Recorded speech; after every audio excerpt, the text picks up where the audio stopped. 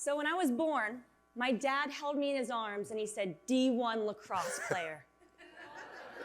It's a true story. I played lacrosse at Cornell University, and I actually played here against Notre Dame, and it's great to be back. And when she was born, I wanted her to be a lacrosse player because I was a lacrosse player. And so the challenge was, though, when she was on the field as a young athlete and young player, she really didn't know what was going on in the game because she was sitting around looking at the sky as the game was going on. I thought, this is a problem. And so she wasn't much of a lacrosse player, but I would encourage her and I would have catches with her. And eventually she started to get better, started to improve. And so we would play in the backyard. I'm like, okay, maybe she can play. And then she started to get a little bit serious with lacrosse, of course, because I was driving her to play more and more and also to practice. And then it got to a point when she was around middle school where she was playing and I was not really encouraging a whole lot. Whenever she would make a mistake, I would actually criticize. When she would do something well, I would expect it. I wasn't a great leader. I was the opposite of a purposeful, positive leader. I was actually in many ways a negative leader. Like so much so that she went to her mom and she said, I'm done playing. I'm quitting. And you know what? She wasn't quitting lacrosse. She was quitting me and the kind of leader that I was. And so that was a really difficult moment. My wife said, all right, you're done. I'm taking over. And let's see what happens. I think she'll play once again. I said, I hope so. But I've got to change. And so I read a great book by Joe Ehrman called Inside Out Coaching. And it was all about being a transformational leader instead of a transactional leader.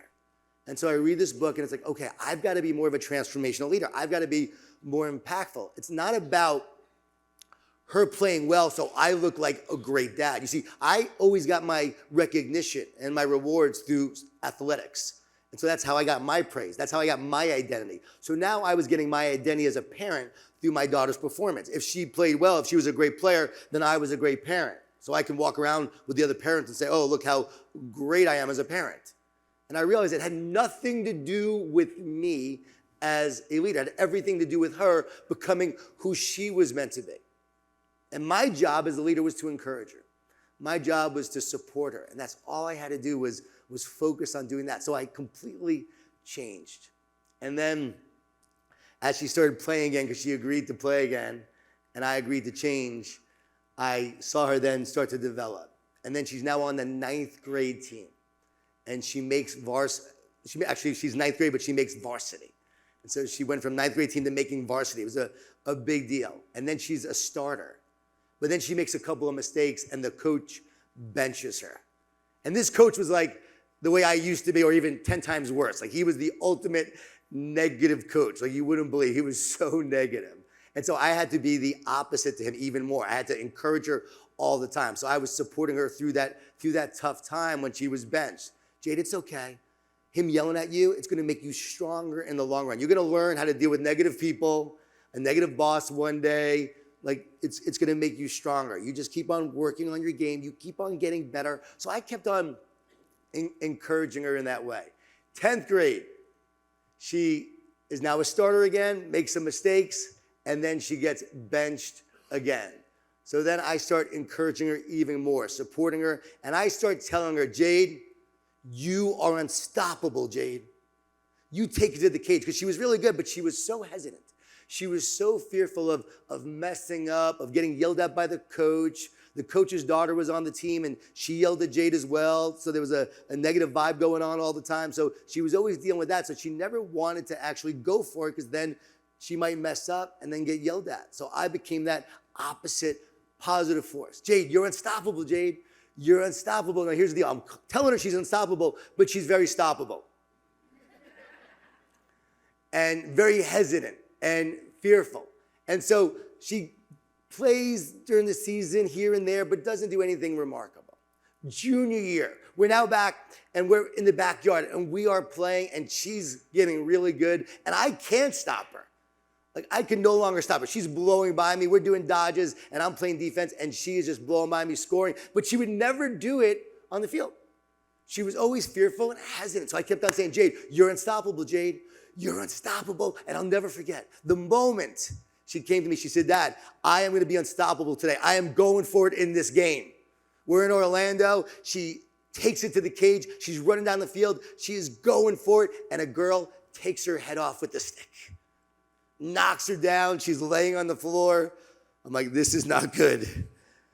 Later on, when she came to, she's like, Dad, I thought I was unstoppable. I said, you are, just not today. But you will be in the future, I promise. You got this. It's amazing when you decide to go for it. You decide to be positive. You're like, okay, I'm going to be unstoppable. I'm going to live this. I'm going to have courage. I'm going to be courageous. It's amazing how the minute you decide to do that, you will get tested and you will face adversity. Have you experienced that? You leave an event like this. I'm going to live my purpose, and then you face challenges and obstacles. Happens all the time. She was going for it, but she faced this big test, this obstacle. After she recovered, she gets back on the team, still being hesitant, still being fearful. Jade, you're unstoppable, Jade. I'm telling you, you're unstoppable. The way you took it in that game, do that again. You will be strong. You will be powerful. You are unstoppable. Something interesting happens. Her teammate, who was always being negative, the coach's daughter, she gets injured, so she can no longer play. And so Jade looks around and sees her team. She wants her team to win because she wants to be her best for them. She's like, we need to win. We want to go to the state championship. I've got to help my team. Next thing you know, Jade starts to take it to the cage and starts going for it. She scores 2 goals, then 3 goals, then 4 goals, 5 goals. And then here we are at the district championships. And next thing you know, she scores 8 goals to take her team to the Final Four of the state. And I'm watching this and I'm going, wow, this is unbelievable. I cannot believe this is happening. So we're not talking about this to brag about Jade's performance. Trust me, it was a miracle seeing what she was doing. Jade, you're unstoppable, Jade. Go to the cage, Jade. You are unstoppable. Final Four, she scores 7 goals to take her team to the state championships to play in that Final Four and that final championship. It was amazing. It was amazing to watch. She's named an All-American at the end of the season. She scores 80 goals that season. A girl who was hesitant and fearful. I saw the power of a positive leader. I saw the power of telling someone they're unstoppable and then watching her actually go live it and breathe it and then become it. And she truly became unstoppable. Now, the interesting thing about that is when she started speaking, she was fearful. She was scared to do it. She's going to tell you more about that story in a second, but what did I tell her when she was fearful and scared? What did I say to her? Jade, you are? Unstoppable. You are? Unstoppable. You are? Unstoppable. I kept on saying, Jade, you're unstoppable, Jade. And I also added this, you are impactful. You're unstoppable and you are impactful. You are unstoppable and you are impactful. And I started saying that over and over again. And I watched her get out there and start speaking and become impactful. I watched her find her purpose. And I realized that's our job as leaders, to help people live their purpose. It's our job as parents to not have our kids be what we want them to be, but to help them become all that they are meant to be. I didn't choose this career for her. I never thought she would do it. But now to see her do it and live this purpose, I see the power of positive leadership and the power of living your purpose.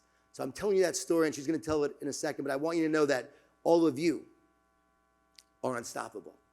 All of you are impactful. And everyone here, my goal is that when you leave here, our goal in doing this is that you will leave here and you will say, I'm going to live my unstoppable purpose. And I'm going to be unstoppable in living my purpose and making a difference.